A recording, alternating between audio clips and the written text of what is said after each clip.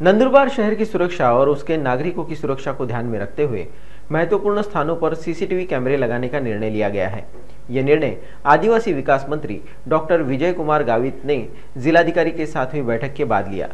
CCTV कैमरे लगाए जाने के लिए नंदुरबार नगरपालिका की ओर से अधिकारियों को शहर का सर्वेक्षण करने के निर्देश भी दिए गए। ऐसी जानकारी खुद गावित ने दी।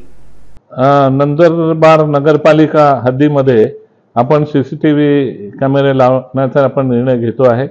आपण त्याच्यासाठी सर्वे करायला सांगितला होता।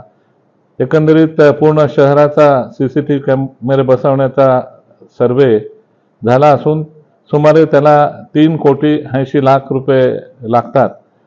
तर त्याच्यासाठी तो प्रस्ताव मी आदिवासी विकास विभागाकडे तसेच या ठिकाणी डीपीटीसी कडेही पाठवायला सांगितलं आहे। एक तर डीपीटीसी मधून किंवा आदिवासी विकास विभागामधून हे या ठिकाणी सीसीटीव्ही कॅमेरे लावण्यासाठी आम्ही मंजुरी करून देऊ, जेणेकरून शहराची सुरक्षितता आणि सर्वांची सुरक्षितता या ठिकाणी राखण्याच्या दृष्टीने आणि सर्व या ठिकाणी सुरक्षित राहतील आणि मनमोकळेपणाने राहतील, कोणालाही कशाची भीती राहणार नाही, यासाठी आपण हे सीसीटीव्ही कॅमेरे बसवू, जेणेकरून या शहराला शिस्त लागेल।